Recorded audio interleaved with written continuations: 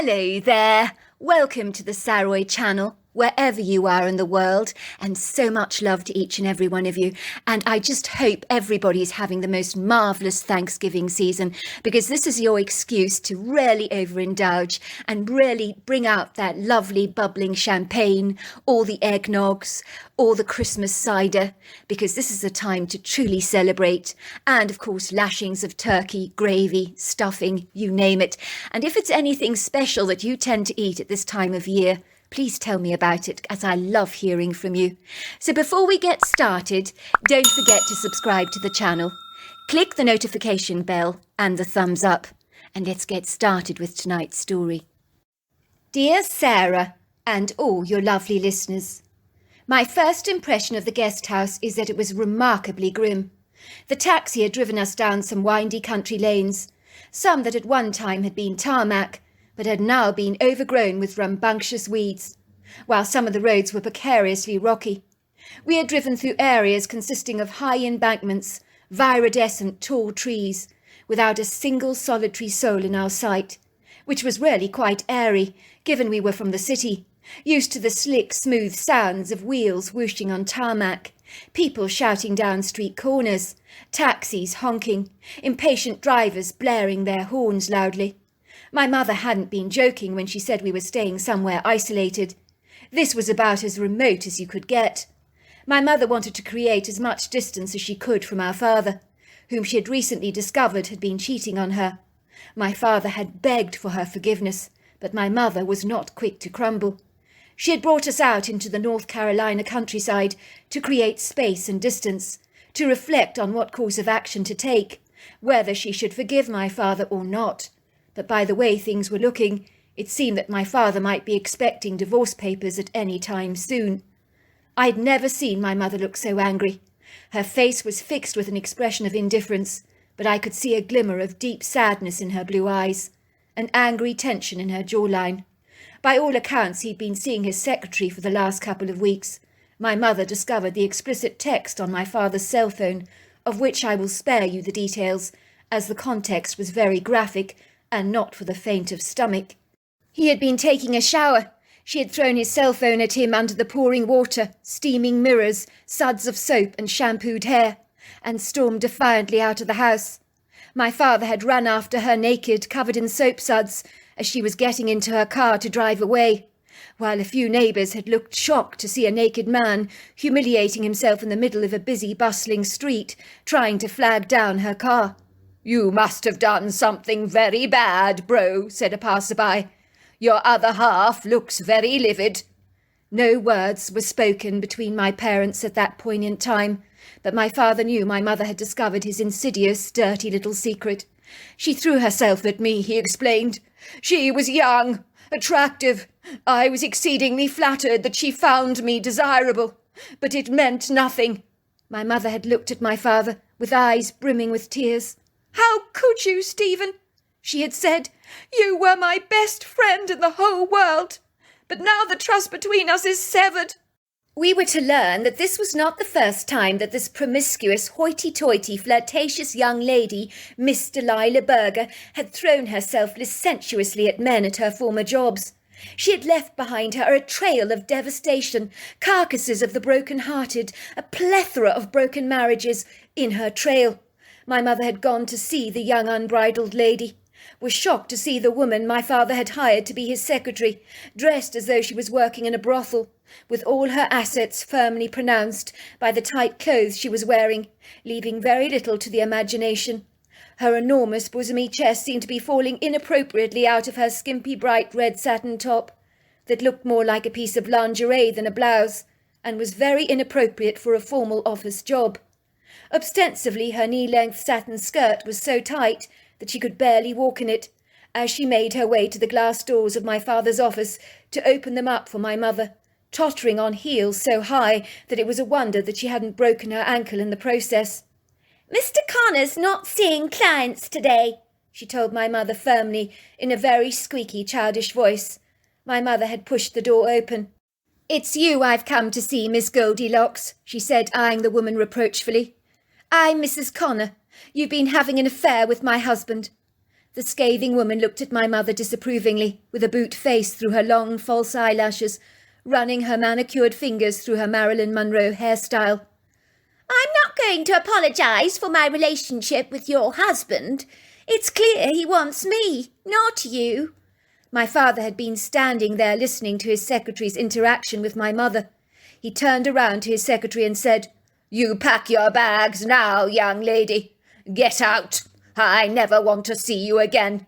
No one speaks to my wife like that. And for the record, I never wanted you. Get out now, you floozy. And before you go looking for another job, might I suggest it be a good idea to buy some respectable clothes first?" Despite everything, my mother couldn't get rid of those tormenting, harrowing pictures of her husband spending time with Delilah, and their steamy love affair, as short-lived as it may have been. Her husband's brutal betrayal had hurt her to the core, which was why I was standing right now here with my brother Bobby, staring at the most sinister-looking guest house that you could ever envisage. Everything about the place was spectrally menacing. Even my mother looked aghast as the taxi driver helped us remove the suitcases from the back of the boot. None of us expected the guest house to look exactly like this. It was very stylized, old Baroque, a Georgian square brick building, 3 stories high, painted in white with symmetrical windows, pale blue shutters, a florid entrance embellished with a grand archway, supported by very grandiose, ornamental, ostentatious-looking columns. There was an elaborate front yard that had been perfectly manicured, with hedges pruned into animal shapes. There was a bear, a wolf, an eagle, a horse, a lion. It sounds stunning, I know, but there was a greyness that hung over the place, a bleak, oppressive blackness that I couldn't explain. Haunting is the only word that springs to my mind. To all intents and purposes, on the brochure it had looked fabulously appealing, but staring at it face to face in the cold, hard light of day, something didn't feel right about this extravagantly ornamental Rococo house. Although beautiful, it felt treacherous, dangerous, as if the house itself was staring at us with uncongenial eyes that left a shiver descending down my spine. "I don't like it," I whispered to my mother. "It's creepy, really creepy, even though it is beautiful." "Don't be ridiculous, Kate. You're talking nonsense," said my mother, putting a resolute, determined smile on her face. "We're going to have a perfectly wonderful time here. I know we are." But I could see by her ambiguous expression she didn't look entirely convinced as she paid off the taxi driver. The 3 of us made our way hesitantly to the grand front door. It was flung open by a woman wearing a velvety burgundy Georgian dress, which was astonishing to all 3 of us. It was adorned with a triangular front piece, and covered in bountiful rattan underskirts. Her grey hair was tightly gathered behind her head, pinned back in a neat knot. Her face was so white it almost looked ghost-like. Her eyes were a piercing blue, as if she was looking right through us, which made us feel distinctly unsettled. "Welcome," said the woman to us. "Welcome to Paisley Terrace. I will show you both to your rooms. Breakfast is served at 7, lunch at midday, dinner at 8 every evening." My mother looked surprised. "Is this not Highfield Place? Are you not Alice?" No, my name's Miss Mariette. You're Mrs. Connor, is that not right?" "Well, I got your booking, so you're at the right guest house, I assure you." "Oh, that is a relief," said my mother. "I was wondering." We were led through a grand arched entrance hall, with highly decorative ornamental scrolled ceilings, fabulous light fittings, gleaming oakwood polished floors that were so breathtakingly shiny that you could see your reflection on the surfaces, that were adorned with a plethora of elaborate-looking Persian rugs. She guided us up a very embellished wrought-iron sweeping staircase. Me and my brother were to share an elegant room painted in Wedgwood blue, with a central fireplace, an ornate marble mantel that was surrounded by porcelain blue tiles. There were 2 curlicued 4-poster walnut beds, covered in blue and white flowery quilted bedding that reminded me of fleur-de-lis designs, and an ornate walnut dresser with 2 matching bedstands with Wedgwood blue lamps. There was also a rococo, over-elaborate light fitting dangling from the ceiling, a showy display of imitation candles in delicate glass cups. My mother's room was much like ours, painted in a bright sage green colour.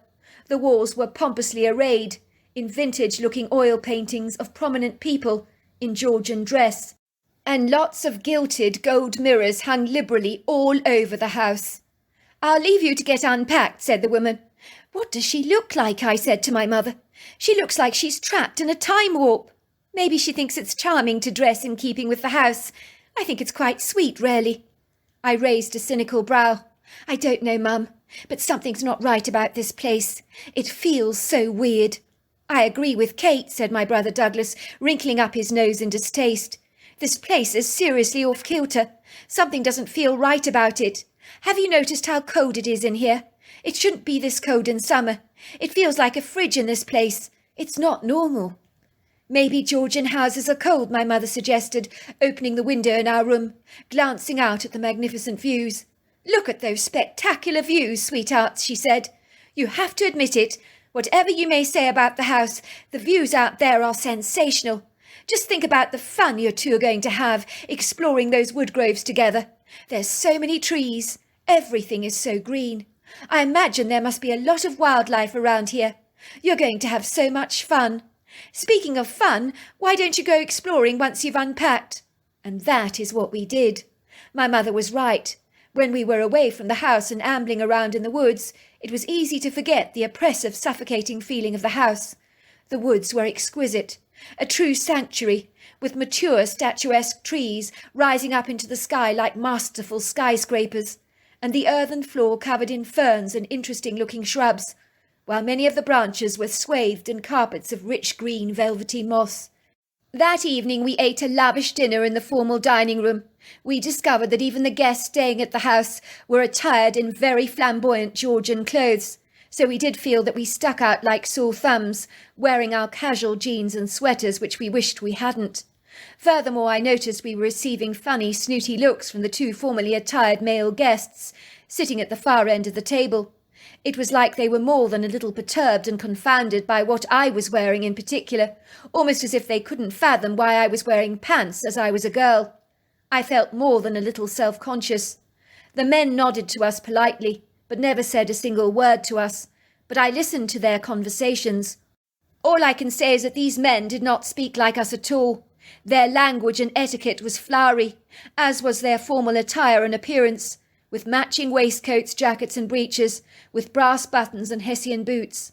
Not to mention the architecture of the home, which was equally as ornate. Perhaps everyone staying at this house was supposed to pretend to be Georgian, I thought. Were they all actors? Because if they were doing a dazzling performance. A very formal butler was wearing a black jacket, pants and a white shirt, served us a light chicken consommé for first course, which was then followed by a rabbit dish and a light sauce, accompanied by roasted potatoes and mixed vegetables.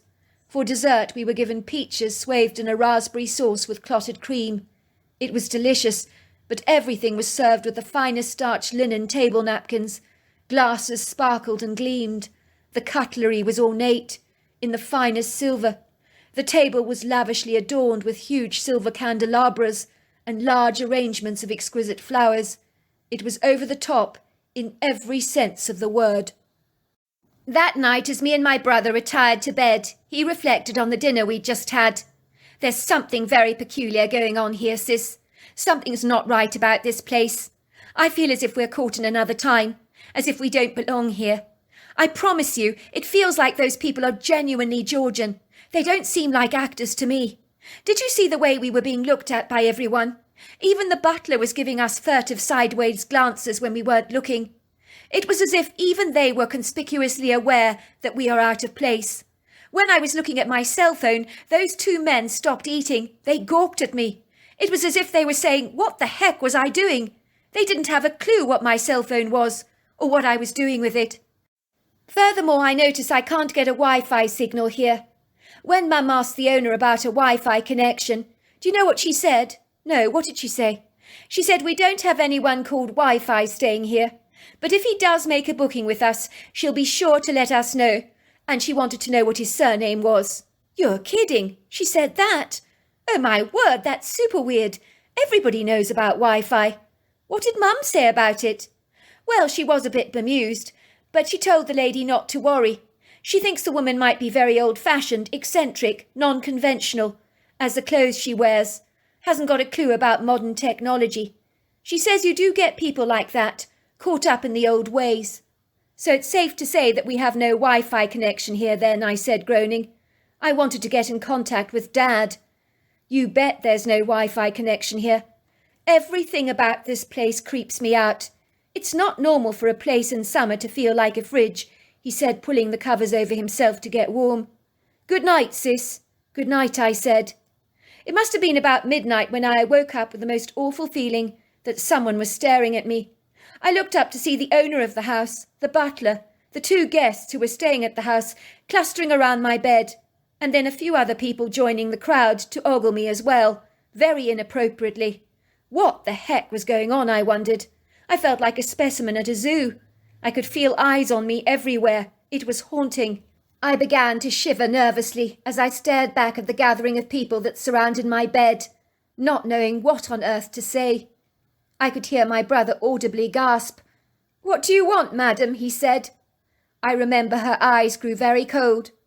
She said, You don't belong here. Go back. I felt an intense whirling sensation in my head. It went into a spin, as if I was on a roller coaster. After that, I remember nothing at all. But here is where the story gets remarkably interesting.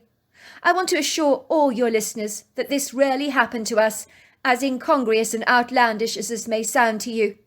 I do have no explanation for this. If you doubt my story, I wouldn't blame you. If I was wearing your shoes, I would doubt my story too. But I assure you everything happened as I am going to tell you now. The following morning I woke up in exactly the same Georgian house, but everything was remarkably different. The bed I was sleeping in was modern, covered in a white linen duvet cover. The bedroom had morphed into a modern contemporary design. The Wedgwood blue colour of the walls had dissipated. It was now white. And instead of ornate pictures on the wall, there were a couple of modern-looking David Hockney-style pictures.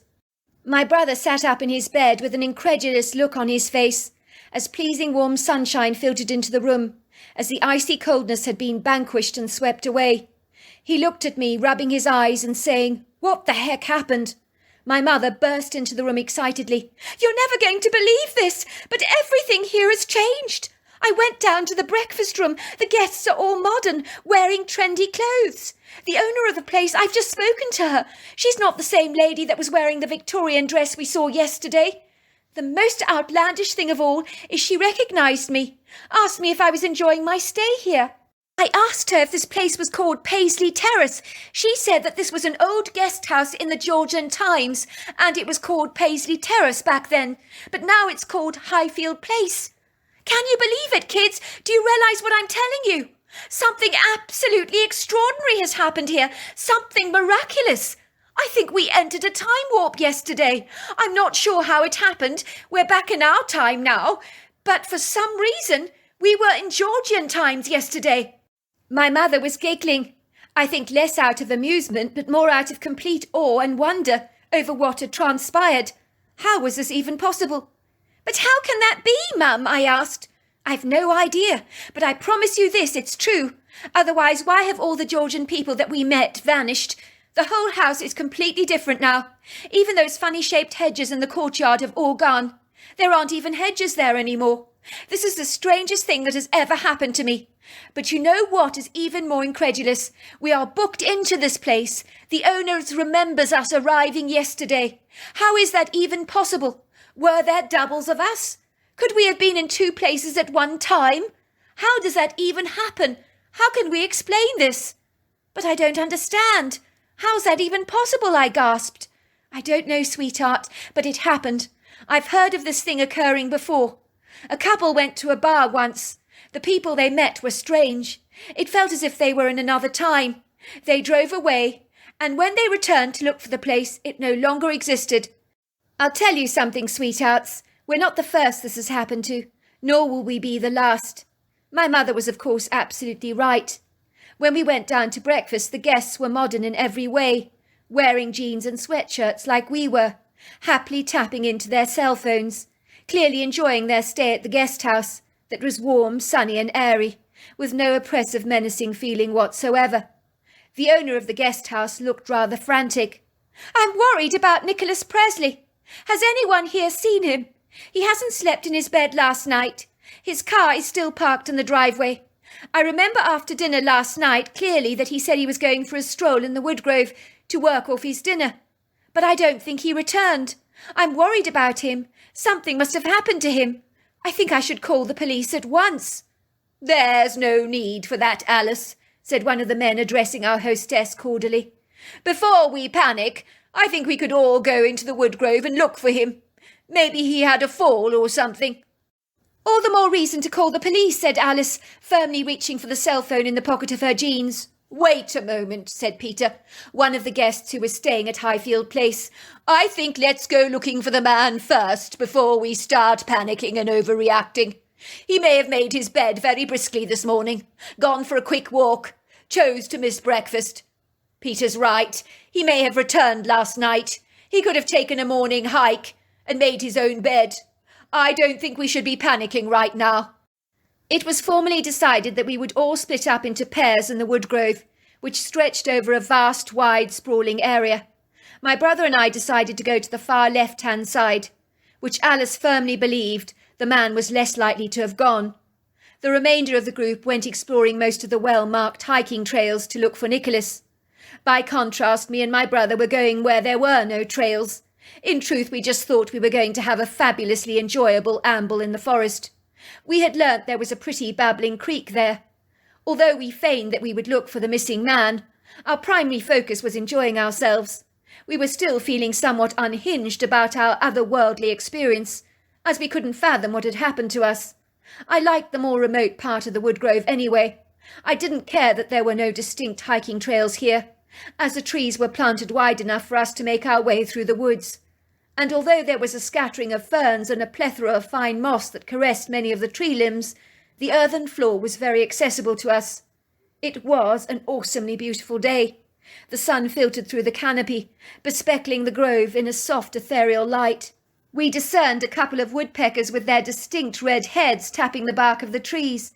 We also observed a dozen cedar waxwings, a hermit thrush and some warblers. It seemed we had bumped into a plethora of bird life. The woods were filled with their pretty chirping birdsong, trills, warbles and taps. My brother used a system of yellow ribbons on the trees, so we could find our way back very easily. It was a trick my father had taught us on previous camping trips. It had worked marvellously well for us, so we were never without our ribbons. The woodgrove was full of an abundance of different trees, from loblolly pines to red maples, sweet gums, hickories, oaks, cypress and Bradford pear trees. The trees were so graceful, mature, magnificent, as there are no words to describe the ambience of this forest. It was so magical. I would be almost open to believing in the stories of the fae, elves and goblins, as if they were true.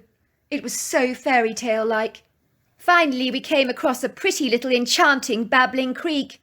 We sat down on the hilly embankment, throwing stones into the water, completely forgetting about our mission to look for the missing man called Nicholas. All of a sudden we heard this drumming sound.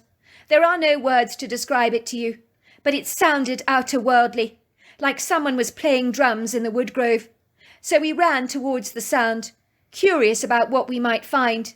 And this is when things got exceedingly bizarre. My sister and I saw a Bigfoot. Now we were in no doubt of what we were seeing, as over the years the subject of Bigfoot has gained much publicity. The creature was behaving very strangely. I'm glad to say it had not noticed us at all, but it was bending over this hedgerow and pulling at something. The creature was a giant in size, width and girth, covered in long flowing hair, but his appearance was much more in line with a hairy man than that of an ape. I think the only ape-like influences to his appearance were his overlong arms. The creature was built like a giant man, with the most gargantuan chest I've ever seen, along with the hugest shoulders. Imagine our amazement when we discovered he was pulling something up from the hedgerow with his arms. It was a man. Could this be the missing man, Nicholas Presley, whom everyone was looking for? We suspected as much. But the Bigfoot was guiding this man through the woods. We followed cautiously behind, hoping not to be observed or spotted by the creature. He then pointed towards the Georgian house. The man nodded at him and walked towards the house, while the Bigfoot moved away. But he quickly found us, cowering behind a tree, looking up at him with terrified eyes. The Bigfoot looked at us with a deep-set pair of dark eyes that were filled with kindness and sparkled with humour. It was like he was saying, "I knew you were there all along." And he did the most incredulous thing. He tapped me on the back in a gesture of friendliness, as if to give us an encouraging nudge. And then he glided away. I was nonplussed. Me and my brother cautiously made our way back to the guest house. Alice came running out of the front door. "Nicholas Presley! Where the heck have you been? We've been worried out of our minds about you. Everybody is out there doing a search for you." "If I tell you what happened to me, you're not going to believe it. I'm not sure I do myself. I'm still trying to get my head around things. I'm very confused." "Well, come inside, Nicholas. Have some coffee. I just need to call the others to let them know you've been found. Everybody's still searching for you in the woodgrove." Everybody was so delighted to hear that Nicholas was all right. They came hurriedly back to the house, delighted to see that Nicholas had returned and was safe and well, if not a little disorientated and rather confused. "We've been exceedingly worried about you, bro. We've been looking for you everywhere. We're so glad you're all right." "He said something weird happened to him in the woodgrove," said Alice. "We're all ears, Nicholas. Tell us what happened. You look flustered." "I'm not sure you're going to believe my story. In truth, I'm not sure I believe it myself. But I promise you it happened. But I have no way of explaining it to you." "Try us," said Alice. "I'm sure we've got open minds." "Well, you're going to need exceedingly big open minds for what I'm going to tell you. Even a complete paradigm shift. Last night I went into the woodgrove for an after-dinner walk. I thought I was going to take the usual walking trail. Then I decided to be a little bit more adventurous, to take the road less travelled, shall we say." "Well, that wasn't a good idea. You could have easily got lost. The kids here went that way this morning looking for you, but they marked the trees with yellow ribbons so they didn't get lost. It's easy to get lost there." "Well, I went for my usual walk, but when I returned to the guest house, it was all very different. For a start, the yard was different. There were bushes in front of the house, shaped into animals. There was a bear, there was a horse. It seemed rather menacing. When I opened the door and walked into the house, a strange woman stopped me in my tracks. She was wearing Georgian dress. She asked me who I was, what I was doing wandering around in her house. She told me her name was Mrs. Mariette. She didn't have me registered to stay there. I said, 'Is this not Highfield?' She says no, that it was Paisley Terrace, that I wasn't the first person to get my wires crossed, thinking that the place was called Highfield, but no, it was called Paisley Terrace." Alice gasped. "This place used to be called Paisley Terrace. It was a guest house in the Georgian times, as it is now. The woman who ran this place was called Mrs. Mariette. I've got some drawings. Hold on a second." She returned moments later with a few black and white drawings done of Paisley Terrace and Mrs. Mariette. "Is this whom you saw?" she asked Nicholas. Nicholas looked stunned. "That is her! Those hedges in front of the house, that's what they looked like." Everybody looked completely befuddled. "I've heard of things like this happening before," said Peter. "I think you got caught up in a glitch in time. Our world is not what we think it is. Time is not what we think it is. I've heard of people who claim to have travelled into the past. That clearly happened to you." "So what did Mrs. Mariette say to you?" asked Alice. "She told me to leave at once. I was not one of her listed guests. Everyone was staring at me, as if they thought I looked peculiarly strange. But they were the ones that looked weird to me, as they were all dressed in very lavish Georgian clothes. I thought I was going mad. I left the house, and that was when I encountered a Bigfoot. So things went from the incredulous to the exceedingly bizarre. I truly thought I was losing my mind, or my grip on reality. I was questioning my own sanity." "You encountered a Bigfoot on top of this?" "That's right, I did. The creature was enormous. He looked at me. He spoke to me telepathically, indicated for me to follow him. He said to me, 'You're in the wrong time. I'll take you back. Follow me.' He was very scary and intimidating looking, but so nice to me that I instinctively followed him. I knew I could trust him. The next thing, I entered this place in the wood where everything began to whirl and spin. It was as if I was on a roller coaster with a loud drumming sound. It was like that. Then the Bigfoot reached out his arm and pulled me out of this hedgerow and indicated for me to follow him. And here I am back in our time. Now I ask you, how the heck did that happen? Your story is incredibly weird, but I'll tell you this, I have heard people can look at a Bigfoot and it will disappear in front of their eyes. They don't know where it's gone. Maybe they have the ability to slip through portals and glitches in our time. Who knows? I've never seen a Bigfoot myself, but we definitely have them around here because I've seen big footsteps by the creek. They couldn't belong to any other creature, so they have to be big footprints. So I know they're around here. Everything Nicholas is saying is true, I burst in. We also went into another time. Me and my brother witnessed Nicholas being pulled out of the hedgerow in the woodgrove. We saw the Bigfoot directing Nicholas safely back to this place, so he's not making any of this stuff up.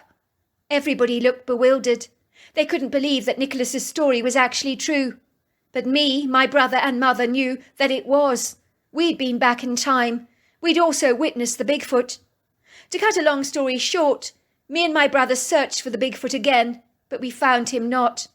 We were desirous to go back in time as well. We knew we would do things differently if we did. We would speak to the guests, ask our host about their lives. I only regret that we got a glimpse, as now I want so much more. But the chances of such an anomalous event happening to us again are as remote as winning the lottery for us. Needless to say, we had a fabulous time at the guest house, and on the very last day of our visit, my father's truck drove up the drive. He had a big beam on his face and the hugest bouquet of flowers for my mother. It was like watching a love story, as my mother and father ran into each other's arms and embraced. I think my mother wanted to be angry, but she couldn't help herself. She'd missed my dad dreadfully. "I've been a bloody fool, sweetheart. Will you forgive me? What the hell was the matter with me? I hate myself for what I did. I think I wanted my ego stroking, to have a young woman telling me that I still had the je ne sais quoi thing. But you're my world, sweetheart.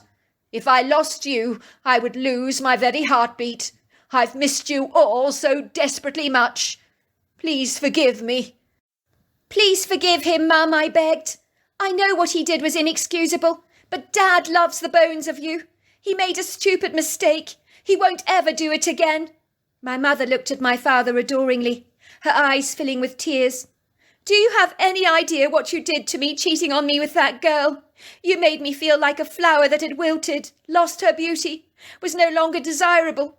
You made me feel worthless and insignificant, as if I was faded, old and unattractive, and you were replacing me for a younger, more vibrant model."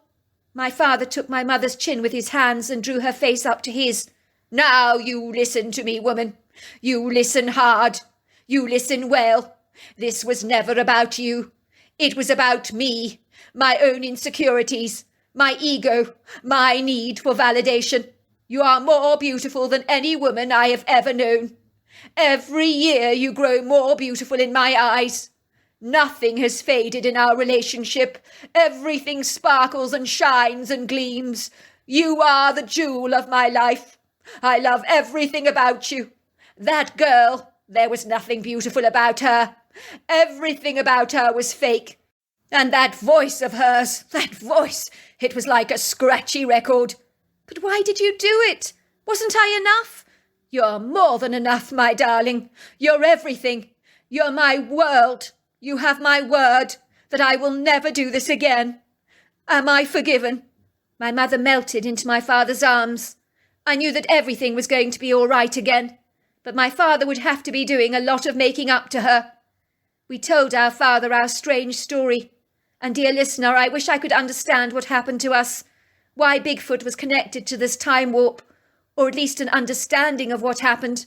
But I will say one thing with crystal clear certainty. Our world is not what we think it is. I've recently done some research and have discovered people have claimed to go back in time on military projects. I don't believe they're lying about this, as I know what happened to us was very definitely real. So there you are. That's my story. Wow, what an incredible story. Until next time, goodbye and good night.